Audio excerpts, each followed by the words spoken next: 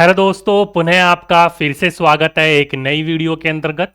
और इस वीडियो के अंतर्गत दोस्तों जो हम बात करने वाले हैं वो आप सभी के लिए, हम सभी के लिए एक छोटी सी उम्मीद जग रही है कहीं ना कहीं से। तो उसके ऊपर हम लोगों को कार्य करना होगा, उसके ऊपर हम लोगों को काम करना होगा। अगर वो चीज हो गई तो आप सभी बच्चे जितने भी अगर इस मेरिट लिस्ट में कहीं ना कहीं एक नंबर से या कहीं ना कहीं थोड़े ज्यादा नंबर आने के बावजूद भी आप लोगों को डिस्क्वालीफाई कर दिया गया है, तो हम सभी बच्चों का, हम सभी लोगों का इसके अंतर्गत मेरिट लिस्ट में नाम आ सकता है।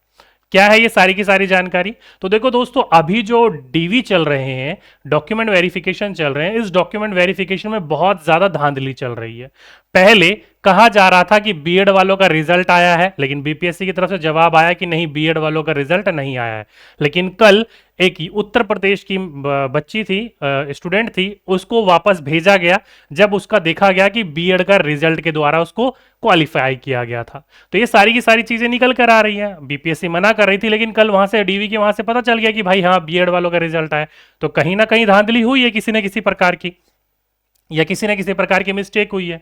तो उसी से रिलेटेड दोस्तों लगभग लगभग मैंने आपको बोला 42,000 सीट जो है, आप सही बच्चों को पता है, कल लेट नाइट, अगर आप लोग थोड़ा सा क्या हो, एक्टिव हो, तो कल लेट नाइट आपके ऐसे प्रपत्र जारी करे गए हर जिले के लिए। दिख नहीं रहा होगा, थोड़ा क्लियर करके मैं आपको दिखा देता हूं। ये क्या लिखा गया है इसमें? तो देखो दोस्तों, आवश्यक सूचना करके लिखा गया है। लिखा गया है कि बिहार लोक सेवा आयोग के द्वारा विद्यालय अध्यापक के रूप में नियुक्त पूर्व से नियोजित शिक्षक अपने मूल, देखो दोस्तों क्या लिख रखा है, पहले से ही पूर्व से नियोजित, पहले से ही जो नियोजित शिक्षक थे और जो बीपीएससी टीआरई का एग्जाम देकर पास हुए हैं, वो विद्यालय में ही दिनांक 25/10/2023 से लेकर 2/11/2023 तक या नियुक्ति पत्र वितरण होने तक बने रहेंगे। यानी कि इनको कहा गया है कि जब तक आप लोगों का डीवी चल रहा है, जब तक आप लोगों का पूरा वेरिफिकेशन चल रहा है, जब तक आप लोगों को जो ज्वाइनिंग लेटर है, नियुक्ति पत्र है, वो दे नहीं दिया जाता, जब तक आप अपने विद्यालय में ही बने रहेंगे। जैसे कि आप सही बच्चों को पता, नियोजित शिक्षक में भी यहां पर बच्चों ने भी क्या दिया था, एग्जाम दिया गया था। और कहा जा रहा है कि कहीं ना कहीं जो है अप्रोक्सीमेटली 42,000 जो नियोजित शिक्षक थे, उन्होंने ये पेपर क्वालिफाई किया है। तो देखो दोस्तों, सीधी सी बात है, पहले से ही शिक्षक थे, पढ़ा रहे थे बच्चों को, और ये वो शिक्षक होंगे जो ईमानदारी से पढ़ा रहे होंगे, बहुत बहुत ईमानदारी से पढ़ा रहे होंगे। ये मेरा अनुमान है, कुछ और भी होंगे तो अलग बात है, क्योंकि इनकी नॉलेज पहले से ही शार्प थी। थोड़ा सा इन्होंने पहले बच्चों को पुस्तक पढ़ा रखा है। सीधी सी बात है, जो बच्चा पुस्तक को पढ़ाता होगा, बच्चों को पढ़ाता होगा, उसकी नॉलेज उसी अनुसार होगी। तो वहां उन्होंने अपना भाग लिया और वहां इन्होंने क्या कर लिया, पेपर को क्वालिफाई कर लिया। देखा जाए तो ये एक तरीके से क्या है, बीपीएससी ने क्लियर तो नहीं करा था कि नियोजित शिक्षक फॉर्म भर सकते हैं कि नहीं भर सकते हैं, लेकिन इनको क्वालिफाई करने के लिए अलग से एक डिपार्टमेंटल एग्जाम होता है, डीई होता है, ठीक है, डिपार्टमेंट का एग्जाम होता है, उस एग्जाम के द्वारा क्वालिफाई करवाया जाता है। जैसे कि अभी इनके लिए पूरा का पूरा नियमावली बन रही है, लेकिन लगभग लगभग कहा जा रहा था कि 60-66 हजार बच्चे जो नियोजित थे, उन्होंने इस फॉर्म को अप्लाई करा था, जिसमें से 42,000 पास हो गए हैं, ठीक है। और जो ये पीआरटी या किसी भी प्रकार के एग्जाम की जो मेरिट लिस्ट हाई गई है ना, वो इन्हीं की वजह से गई है। क्यों? क्योंकि इनका नॉलेज अच्छा था, सारी की सारी चीजें शार्पनेस थी इनकी, और पहले से ये टीचर था, इनको पता है कहां से किताब कितनी पढ़नी है, कहां से नहीं पढ़नी है, बच्चों को पढ़ाते थे, ठीक है। तो इसलिए दोस्तों ये कहीं ना कहीं इनको उस चीज का बेनिफिट मिला था। क्या मिला था? इस चीज का इनको बेनिफिट मिला था। और बाकी अलग से इन्होंने क्या करा क्या ना करा, वो भगवान जाने या फिर ये बच्चे ही जाने, ठीक है।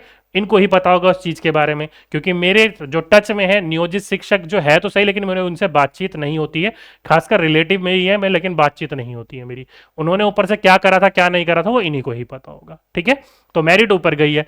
अब देखो दोस्तों, इनका एग्जाम जो है वो, क्योंकि ये पहले से डिपार्टमेंट के लोग हैं, इनका एग्जाम जो होता है अलग से एक डिपार्टमेंट एग्जामिनेशन लगवाती है, और उस एग्जाम को देने के बाद ये अलग से जाकर प्रमोट भी होते हैं या अलग जाकर होते भी है। कहा जा रहा है कि इसका पूरा का पूरा जो नियमावली है वो बन रही है, कार्य चल रहा है, बीच बीच में आपको लेटर देखने को मिलते ही रहते होंगे, ठीक है।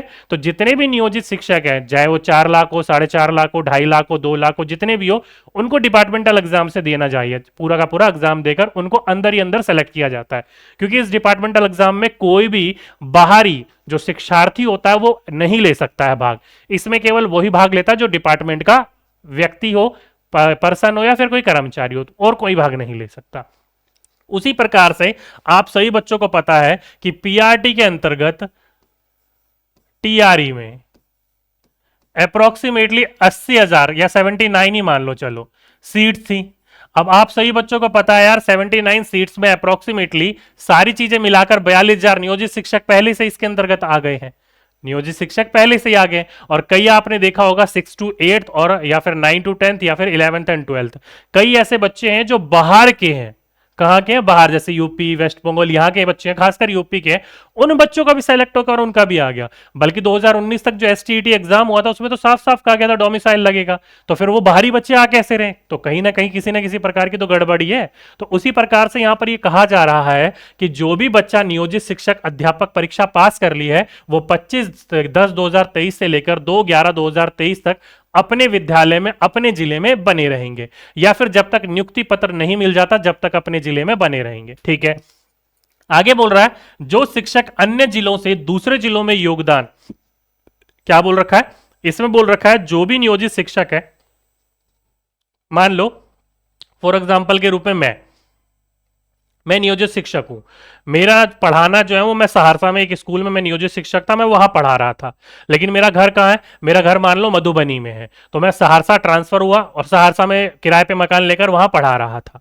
तो वो शिक्षक की बात कर रहा है। तो जो शिक्षक अन्य जिलों में, अब मैंने एग्जाम दिया, अब मैंने मधुबनी से एग्जाम दिया और मेरा मधुबनी जिले में ही हो गया और मेरा मधुबनी जिले के अंतर्गत वेरिफिकेशन चल रहा है। तो अन्य जिलों में या फिर दूसरे जिलों में योगदान दिए हैं, वो अपने मूल, जो भी उनका मूल प्रमाण पत्र है या जो भी उनका मूल पद है, उन चीजों के बारे में बात करिए। जिला या विद्यालय जहां से वे पूर्व में से कार्यरत है, यानी कि जो जहां पर वो पहले से ही कार्य कर रहे हैं, तो दिनांक 25/10/2023 से लेकर 2/11/2023 तक बने रहेंगे। तो कहीं पर भी किसी भी जिले में हो तो आप उसी जिले में बने रहेंगे जब तक आपका नियुक्ति पत्र आप लोगों को मिल नहीं जाता। तो देखा जाए तो दोस्तों सीधी सीधी सी बात है यार, नियोजित शिक्षकों का आप ये ही कंफर्म ही नहीं कर पा रहे हो कि ये इन्होंने साफ साफ बोला है कि आप अपने पद पे बने रहेंगे। अब भाई जब अपने पद पर ये बने रहेंगे तो 42,000 सीट खामखा वेस्ट हुई है, क्योंकि जब ये अपने पद पर पहले से ही बने हुए हैं और अपने पद पर ही ये पढ़ा रहे हैं, और कई नियोजित शिक्षकों को तो इतनी दूर दूर जिला दे दिया गया, जैसे कि कोई सहरसा का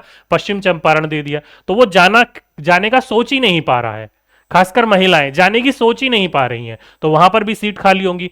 ये 42,000 केवल मैंने नियोजित शिक्षक की बात करी है। इसके अलावा अगर आप डीवी की बात करोगे तो डीवी में कई बच्चे छट रहे हैं, कई नहीं बहुत ज्यादा छट रहे हैं। क्यों? डीवी है ही नहीं उनके पास।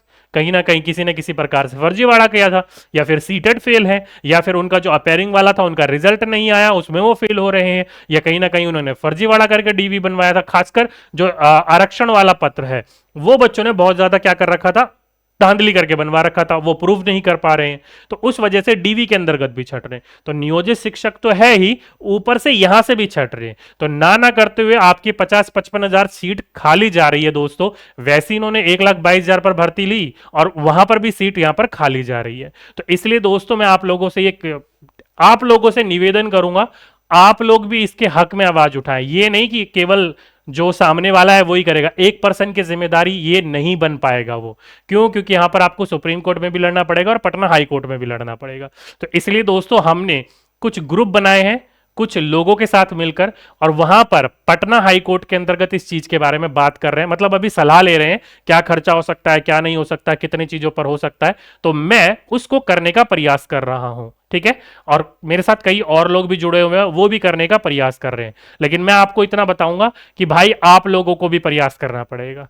एक जने की बात नहीं है, नहीं हो सकता एक जने से, क्योंकि कहीं ना कहीं वहां पर बहुत ज्यादा एक्सपेंडिचर चीजें आ जाती हैं। तो कहीं ना कहीं आप लोगों को भी मदद करनी पड़ेगी। तो आप अपने लेवल पर, मैं ये नहीं कह रहा कि आप मुझे दो या कुछ भी करो, मैं कुछ नहीं कह रहा भाई इस चीज के बारे में। आप अपने लेवल पर जितना हो सकता है, जो हो सकता है, जितने भी डेटा इकट्ठा कर सकते हो आप अपने लेवल पर उसको करने का प्रयास करो। एक व्यक्ति की बात नहीं है, सभी को लड़ना पड़ेगा, तभी कुछ बात बनेगी, ठीक है।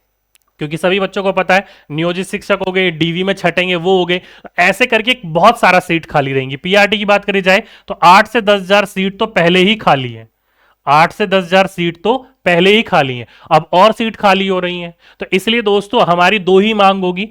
एक तो भाई ये जो आप वैकेंसीज लाते हो ये फ्रेशरों के लिए होता है, किसके लिए? डिपार्टमेंटल एग्जाम नहीं है, डिपार्टमेंटल एग्जाम की नई नियमावली बन रही है, उसके अनुसार करना चाहिए था इनको। इन्होंने स्पष्ट ही नहीं करा इस चीज को लेकर, ठीक है। तो एक मांग तो आप लोगों की ये होनी चाहिए, हम लोगों की एक मांग ये है, ठीक है। और दूसरी हमारी मांग ये है कि भाई आप लोग सीट खाली क्यों छोड़ रहे हो?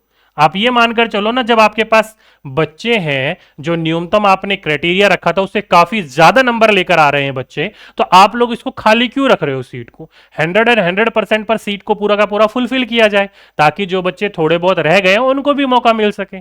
तो हमारी ये दो मांग है, ठीक है। इन दो मांगों के ऊपर हम लोग जो है कार्य कर रहे हैं कि जब डिपार्टमेंटल एग्जाम हो रहा है तो नियोजित शिक्षकों के इसके अंतर्गत भर कर आप उनको सीट को फुलफिल करके फ्रेशरों के साथ क्यों अन्याय किया जा रहा है? क्योंकि इससे तो टीचरों का रेशो हो ही नहीं पाएगा, क्योंकि आरटी एक्ट 2009 कहता है कि 30 बच्चों पर एक होना चाहिए, ठीक है। तो इस हिसाब से जो शिक्षक पहले से बने हुए हैं उनको और दोबारा शिक्षक की जॉब दी जा रही है, तो वहां पर टीचर का रेशो तो और बेकार हो जाएगा। तो इसलिए वहां पर उसका उल्लंघन हो रहा है और कहीं ना कहीं आपका 100% सीट क्यों नहीं फुलफिल करी जा रही है? आप लोग कह रहे हो कि हम हैंडीकैप्ड बच्चों के लिए बचा कर रख रहे हैं, तो भाई हैंडीकैप्ड को भी कहां लिया जा रहा है? बीपीएससी ऑफिस के बाहर वो धरना कर रहे हैं, वहां पर वो बच्चे वहां पर जाकर बातचीत कर रहे हैं, मैंने खुद देखा उन चीजों के बारे में, ठीक है।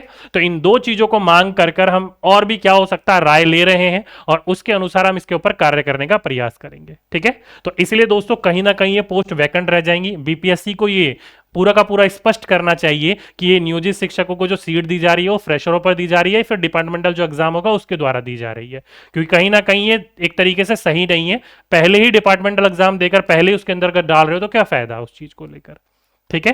क्योंकि भाई एग्जाम तो पहली बार हुआ, पहले से ही टीचर थे ना वो, तो अगर इस बार एग्जाम नहीं होता तो फिर वैसे नियोजित टीचर ही होते हो सारे के सारे, ठीक है। तो इसके ऊपर हम दो कार्य करने का प्रयास कर रहे हैं और मैं उम्मीद कर रहा हूं कि आप भी इस चीज के ऊपर करो। एक व्यक्ति से कुछ नहीं होगा, अपने स्तर पर जितना हो सकता है उतना करने का आप लोग प्रयास करो, ठीक है। चलिए, तो ये एक छोटी सी आप लोगों के साथ एक अपनी बात शेयर करनी थी और आप लोगों से बोलना था। अगर ये हो गया ना तो भाई सबों का सभी के सभी बच्चों को मौका मिलेगा, ठीक है। तो चलिए आज के लिए अभी के लिए बस इतना ही, और उम्मीद करूंगा दोस्तों जो मैंने आपको बोला वो आप लोग करने का प्रयास करोगे, ठीक है। तो चलिए आपसे फिर मुलाकात होगी एक नेक्स्ट वीडियो में, जब तक के लिए सभी बच्चों को धन्यवाद।